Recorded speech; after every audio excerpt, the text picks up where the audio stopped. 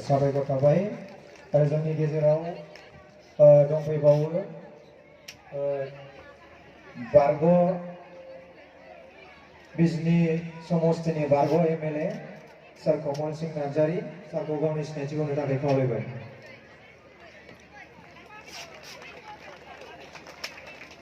जोंनि गेजेराव दंफैबावो जोंजोंनो हांख्रायजानाय इउपिपिएल इउसिएलनि केसिआर सार फुकन लाहारी बिथांखौ गावनि सिनायथिखौ होनो थाखाय खावलायबाय आरो गांसे आर'नाइ बरायनो थाखाय खावलायबाय।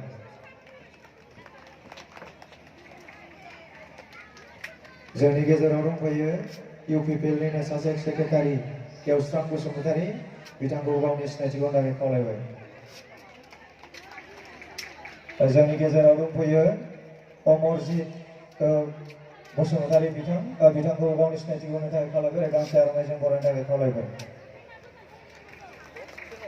जोंनि गेजेराव दंफैयो जोंनि हांख्रायनाय बायदि बाहागो लाफैनो हानाय बिजनी हालामनि सासे सानसुमै थामहिनबा बरलागाव बर' हाइ स्कुलनि लोगो फोरोंगिरि सार उमेश ब्रह्म बिथांखौ गावनि सिनायथिखौ होनो थाखाय खावलायबाय।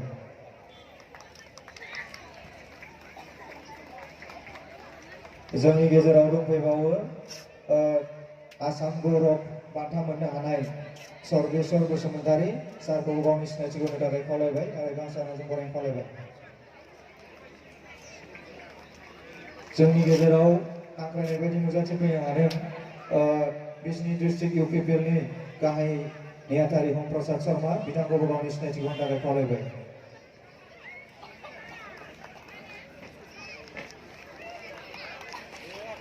जोंनि गेजेराव दंफैयो बिजनी मिउनिसिपाल बर्डनि चेयारमेन गुनेश्वर गयारी बिथांखौ गावनि सिनायथिखौ होनो थाखाय खावलायबाय।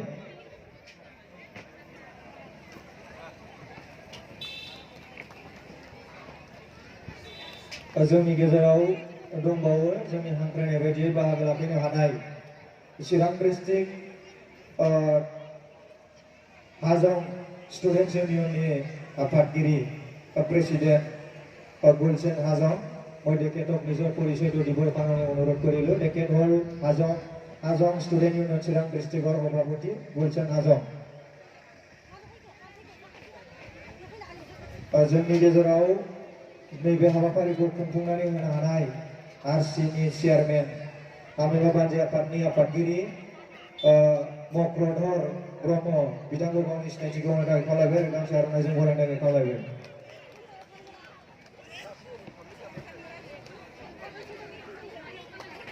जोंनि गेजेराव दंफैबावो इउपिपिएलनिनो सासे दैदेनगिरि सरन बसुमतारी बिथांखौ गावनि सिनायथिखौ होनो थाखाय खावलायबाय।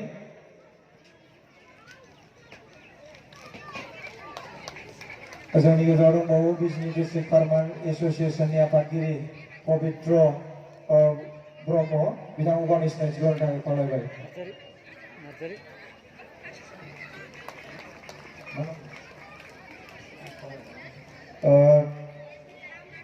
जोंनि गेजेराव माखासे आलासिफोरथ' दंबावो जोङो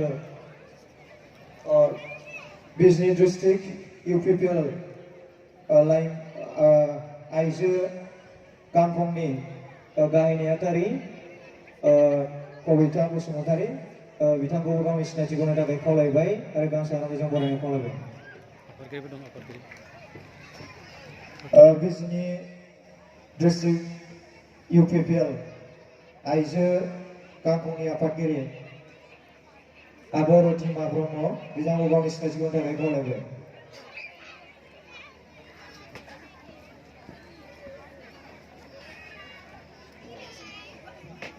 बिजनी डिस्ट्रिक्ट इउपिपिएलनि भाइस प्रेसिडेंट सुकुमल मौलिक सारक निजर सिनाकी दिबो काने अनुरोध करिलु।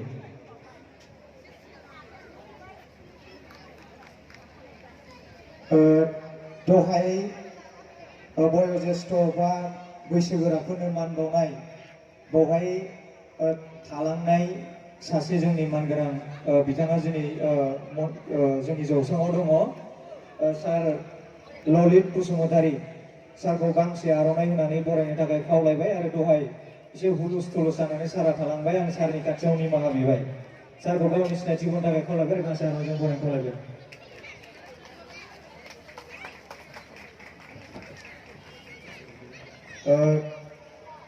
आलासि सिनायथिनाय हाबाफारिखौ आङो बेखिनियावनो दोनथ'बाय दसे समनि उनावहाय जोङो आलासि सिनायथिनाय हाबाफारिखौ जागायफिनगोन दा जोङो सरमासराव साबायखर थाबाय सारनिसिम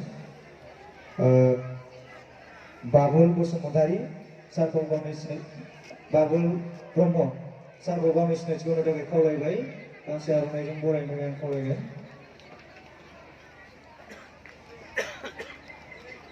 অমৰ কুমাৰ ৰায় নিজৰ পৰিচয়টো দিবৰ কাৰণে মই অনুৰোধ কৰিলোঁ ইউপিপিএল ডিষ্ট্ৰিক্টৰ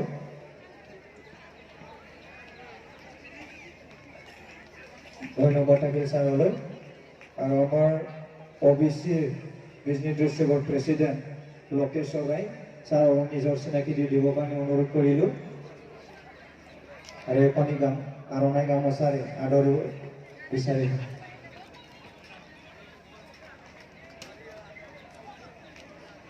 बिनेन चन्द्र बसुमतारी बर'बाजार प्राइमारि ट्राइबेलनि आफादगिरि सारखौ गावनि सिनायथिखौ होनो थाखाय आं खावलायबाय साबायखर थाबाय सारनिसिम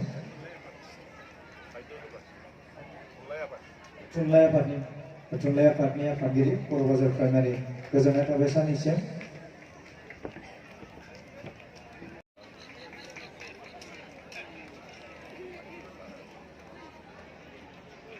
मोनफ्रोमबो मोसाग्रा हानजाया सफैबाय जानांगौ दा जोङो जोंनि हाबा